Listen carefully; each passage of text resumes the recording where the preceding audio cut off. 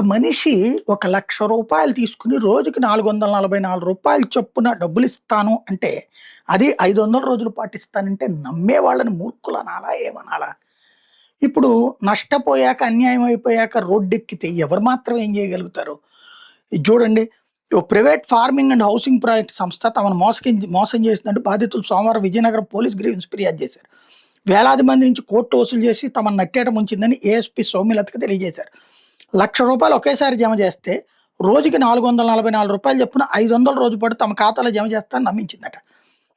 బాధితుల కథనం మేరకు విశాఖ జిల్లా గాజువాకలో ప్రధాన కార్యాలయం ఉన్న సదరు సంస్థ 2023లో విజయనగరంలో కార్యాలయం తెరిచింది. రూ. 1,00,000 డిపాజిట్ చేస్తే రోజుకి రూ. 444 చొప్పున 500 రోజులు డబ్బులు ఇస్తామని ఆన్లైన్లో విస్తృతంగా ప్రచారం చేసుకుంది.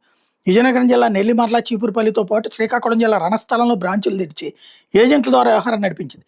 వాళ్ళ మాటలు నమ్మి కొందరు అప్పులు చేసి ఆస్తులమ్మి ఇళ్ళు, బంగారం మీద రుణాలు తీసుకుని డిపాజిట్ చేశారు. ఈ క్రమంలో 2025 మార్చి నుంచి డిపాజిట్దారుల అకౌంట్లో డబ్బులు పడలేదు.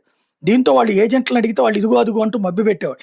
వ్యవహారంపై ఇప్పటికే బాధితులు పార్వతీపురం, బొబ్బిల్లో ఫిర్యాదులు చేశారు.